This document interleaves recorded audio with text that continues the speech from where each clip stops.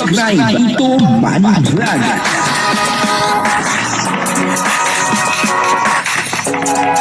Payagan po si Tito Manny Vlog na mag-reactor para pambiling gamot sa kanya pong karamdaman. Wala ba nagre-request na maging magkalaptin daw po itong si Kalinga Pedro at saka si Bridget. Kahit po ako talagang gusto ko pong maging magkalaptin itong dalawang ito kasi sa tingin ko bagay na bagay. Isa pa pagka na-ilap team si Bridget kay Kalinga Pedro, sigurado viral po ito. Kasi wala pa naman pong nakalap team si Kalinga Pedro na hindi nag-trending. Talagang lahat pagka nakalap team ni Kalinga Pedro talagang nagba-viral. At nagiging maayos po ang buhay. Kaya lang may problema. Pag nakakalap din po ni Kalinga Pedro ay nawawala sa kalingap. Na nawawakwak. Ito po kaya si Bridget ay bandang huli. Halimbawa, nakakalap team ni Kalinga Pedro. Bandang huli po kaya ay mawala din sa kalingap. Baka mawakwak din. Delikado. Sayang, ganda pa naman ni Bridget. At ang isa pa po rito ay napakatalino ni Bridget. At sana ay magka-love team. Sinagot po ni Kalinga Prab yan. Yung tungkol po sa love team ni Kalinga Pedro. At tingin ko naman, mabait naman po itong si Bridget. Siguro sa bandang huli, baka magtatagal itong si Bridget. Kung sakaling ma-love team kay Kalinga Pedro.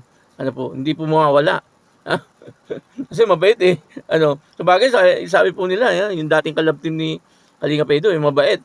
Pero bandang huli, yun, laging anti-kalingap na ngayon. Mahirap, baka mangyari ito kay Bridget. Kung sakaling ma-love team kay Kalinga Pedro. Pero may kasagutan po si Kalinga Prab tungkol po sa love team ni Kalinga Pedro. Papanoorin po natin yung video at syempre, bibigyan po natin yan ng kaunting reaction. Pero bago po yan, ako muna po bumabati sa inyong lahat ng magandang umaga, magandang tanghali at magandang gabi sa inyong lahat mga kapatid. Kung saan man kayo ng panig ng mundo naroon ngayon, ay mag-iingat kayo palagi at pagpalain kayo ng ating Panginoon. Maraming salamat din po sa patuloy na tumatangkilik sa aking YouTube channel at nanonood sa aking video reaction. Patuloy lang po natin suportahan sila Kuya Bal Santos Matubang, Kalinga Prab at Ed the Vlog, Jack Tapia at syempre yung mga kasamahan ko pong reactor sa Kalingap.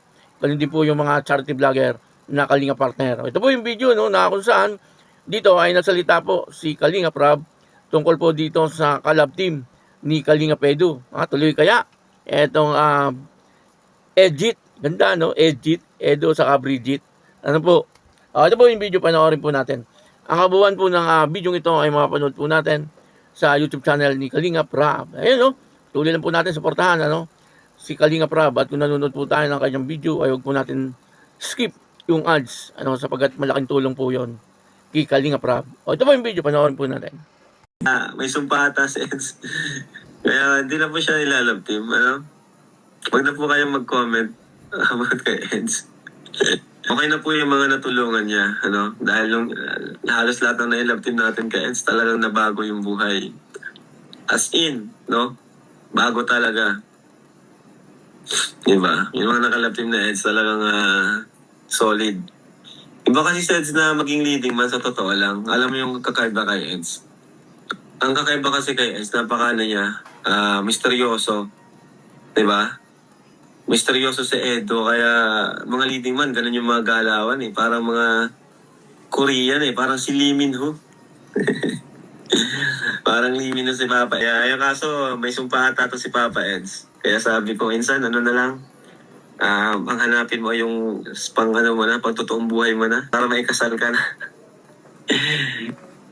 Kasi tumatanda na rin tayo. Kailangan na insan pakasal. Kahit once lang, Vlog. Anong once lang?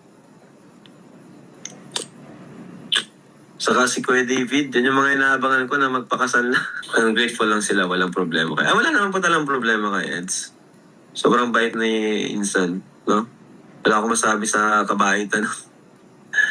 Diba? Grabe. Ito nga, diba? Sa nangyayari, talagang mas pinili na lang niyang manahimik. Pinili lang manahimik talaga. Pero, minsan, hindi lahat nadadaan sa pagiging tahimik, Minsan kailangan mo rin talaga magsalita. Lalo na yun, talagang sunod-sunod yung mga ano sa'yo. No? Minsan talaga kailangan mo rin ipagtanggol yung sarili mo. No? Sabi po ni Kalinga Prab ay ayaw na po niya na merong mga kalab team etong si Kalinga Edu. Ano po, ang gusto ni Kalinga Prab ay magkaroon na ng kalab team si Kalinga Edu, yung panghabang buhay na. Ano po, ibig sabihin ay yung kanyang pakakasalan na. Ano, ang gusto po ni Kalinga Prab ay magkaroon na rin po ng pamilya etong si Kalinga Edu. Siguro yun na rin po ang gusto ni Kalinga Edu, no? Yun na rin po ang hinahanap ni Kalinga Edu. Yung makasama niya habang buhay. Ano po, pwede. Ano, tayo ay sumasang-ayon po diyan, ano? Sapagkat ilang beses na rin naman pong may nakakalab team etong si Kalinga Edu.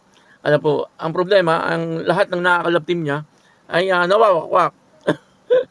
Sabi ni Kalinga Prab, baka daw may balat etong si Kalinga Edu. Ano po, talagang, totoo naman, ano, lahat po ng nakaka-love team ni Kalinga Edu ay nawawala sa Kalingap. Ano po, at nagiging anti-Kalingap. Ano po, pagkatapos nga naman tulungan, pagandahan yung buhay, bibigyan ng magandang bahay, ano po, tapos sa ibang huli, ay parang ang Kalinga pa po ang traidor sa buhay nila. Ano po. Pero dalawa lang naman ang nakalab team ni Kalinga Edu, ano po. Si itong huli at saka yung isa. Ano, si Rina, hindi naman po kalab team, parang katandem lang, ano. Tandem lang po yata etong si Rina. Pero nawala pa rin nawakwak pa rin si Rina. Ano po. Pero ang nawakwak ay hindi naman po si Rina. Yung nanay ni Rina ang talagang nawakwak kasi siya ang nag-decision Hindi naman po makakapag-decision etong si Rina. Siyempre, kung ano po yung gusto ng ina, siyempre, payag po yung anak. Ano, kaya hindi po si Rina ang nawakwak. Ano, yung ina. Ano po, ang nawakwak. At yun na nga, ano, dito po ay talagang maliwanag na sinabi ni Kalinga Prab na talagang wala munang kalab team etong si Kalinga Edu. Kasi nga, yun na nga, ano, katulad po ng huling kalab team ni Kalinga Edu, ay talagang nagkaroon po ng problema etong si Kalinga Edu. At ayaw na po niya uling mangyari yon kay Kalinga Edu. Ang gusto po ni Kalinga Prab ay tumulong na lang po etong si Kalinga Edu. Ano po, at sa nakikita naman po natin ngayon, ano, tuloy-tuloy naman po yung pagtulong ni Kalinga Edu. Ano po, at yun din po ang gustong mangyari ni Kalinga Edu. Ano po, yung makapag-focus siya sa pagtulong. Ano po, at yun po ang ginagawa ngayon ni Kalinga Edu. At nakikita naman po natin, maayos naman po ano, yung kanyang ginagawa ngayon. Nagiging matagumpay naman po yung kanyang ginagawang pagtulong. At marami din naman viewers. Ano po, kumbaga ay hindi naman po nawawala. Bagamat nawala yung kanyang love team, yung mga viewers niya at yung mga sumusuporta po sa kanya ay nananatili pa rin kay Kalinga Edu. Ano, sayang ano? Sayang. Kasi ako gusto ko rin sana na makakalab team ni Kalinga Edu. Ano po, etong si Bridget. Ano po, kasi ang ganda ni Bridget Bukod sa maganda, ay talagang matalino pa. Ano po, at mukhang bagay po sila ni Kalinga Edu. Ano, tinitingnan ko po sa picture ng dalawa. Mukhang bagay na bagay. Ano po, sana ay bigyan pa ng isang pagkakataon ni Kalinga Prab. Ano po, kung papayag pa si Kalinga Edu. Ano, depende rin yan siyempre kay Kalinga Edu kung papayag pa siya na makipag-love team. Ano po, kasi bata pa naman si Kalinga Edu no? Pwede pa. Isa pa. Kahit 1 year lang.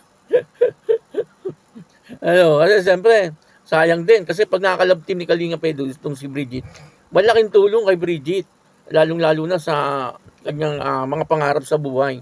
Ano po, kasi lahat ng nakakalab team ni Kalinga Edu ay gumagandang buhay.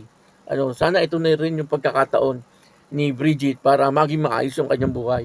Ano, wag lang siya magpawakwak. Ano, wag lang po siya maniwala sa mga sinasabi ng mga wakwak na baka pangakuan po siya, no? Tapos ay umalis na siya sa Kalinga. Wag ganun, ano. Sana ay tuloy-tuloy lang siya sa Kalinga kung sakaling silang dalawa ni Kalinga Edu ang magkaroon ng love team. Pero yan naman po ay sana, kaya lang yun na nga, nagsalita na nga si Kalinga Prab na hindi na nga daw ilalove team itong si Kalinga Edu. At yun na rin marahil ang gusto ni Kalinga Edu. Sana magbago pa ang isip. Ano po, at sana ay si Bridget ay pumayag din siya. Kung sakali man, ano po. Kaya yun, ano, maraming salamat po sa inyo lahat. At ako si Tito Manny Vlog na nagsasabing God bless you all. Diyos mabalos.